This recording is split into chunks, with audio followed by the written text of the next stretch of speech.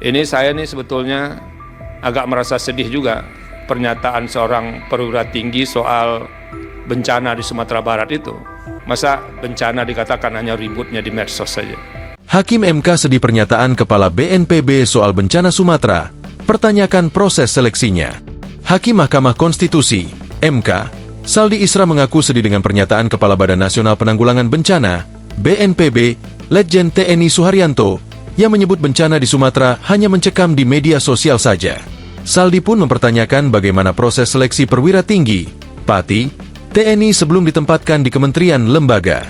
Perasaan sedih dan pertanyaan soal proses seleksi itu ditanyakan Saldi dalam sidang permohonan nomor 197 PUUCC 2025 yang menguji Undang-Undang nomor 3 tahun 2025 tentang TNI.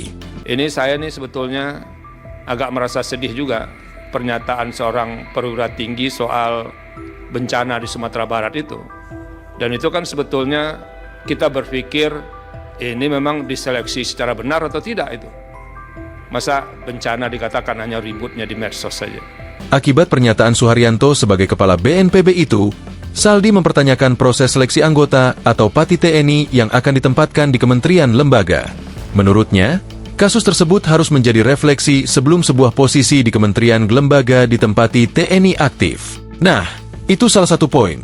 Sebagai orang yang berasal dari daerah bencana, saya perlu sampaikan itu, sekaligus untuk bisa jadi refleksi untuk TNI juga, Pak Wamenhan, sambungnya menegaskan.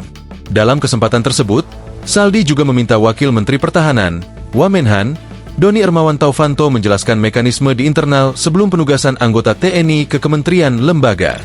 Tolong kami dijelaskan juga bagaimana mekanisme seleksi internal itu bekerja supaya memang ditemukan perwira atau pati yang memenuhi persyaratan untuk bisa dikirim ke tempat tertentu, ujar Saldi.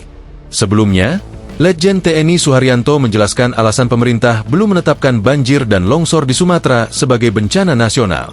Menurutnya, banjir dan longsor di Sumatera Utara, Sumatera Barat, dan Aceh masih berada pada tingkat daerah provinsi. Ia menilai, bencana di 3 provinsi Sumatera itu memang terlihat mencekam karena banyak berseliweran di media sosial, medsos.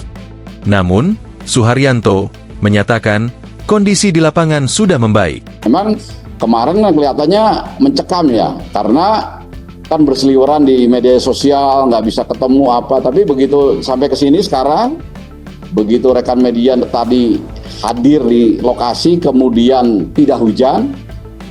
Coba di Sumatera Utara yang kemarin kelihatannya mencekam kan sekarang yang menjadi hal yang sangat serius tinggal tapanung di tengah.